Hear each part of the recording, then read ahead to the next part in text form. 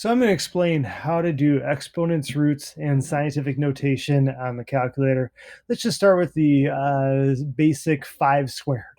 What we would do here is press 5 and then x squared. So you notice there it's going to be 5 squared, and we hit enter, and that's going to give us 25. What if we wanted to do something to a power above 2? So let's say 5 to the third.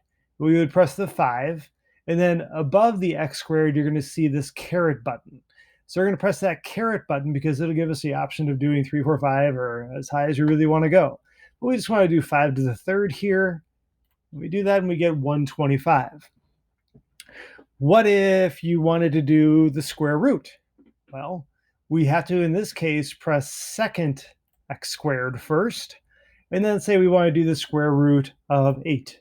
We press enter. Now, again, 2 times the square root of 2 isn't the most useful number in the world. We probably want that to be a decimal. But above the enter button, you're going to see this toggle switch, the arrow left and the arrow right. If we press that, we end up with the actual decimal, so 2.828, etc.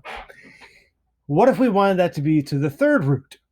Well, we'd have to press second, and then that little caret symbol.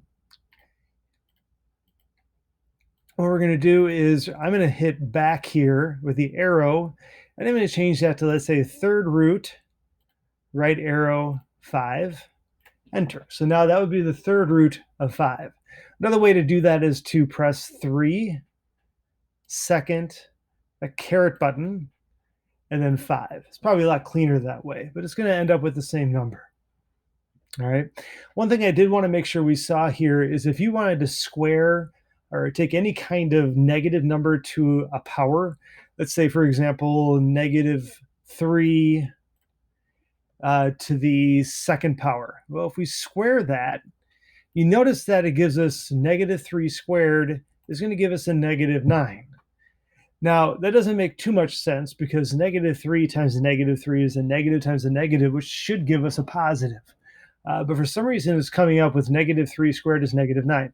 The reason that is because what the calculator does is it's reading it as -1 times 3 squared. And we'll talk about order of operations later, but it's taking -1 times 3 squared, which is why it's giving us -9. So we have to kind of force it.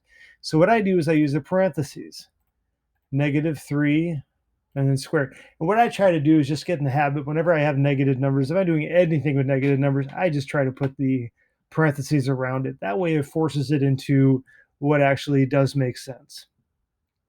All right, and then the last thing I want to show you is scientific notation. So scientific notation is one where you have something like 5.6 times 10 to the fifth power. And when we put that in the calculator, you're going to be able to do it this way. If I put in 5.6, there's a button here. It looks like times 10 and then an N.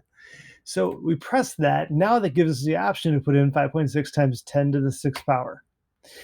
Now I can do an operation. Let's say I wanted to divide that by 1.2 times 10 to the third power.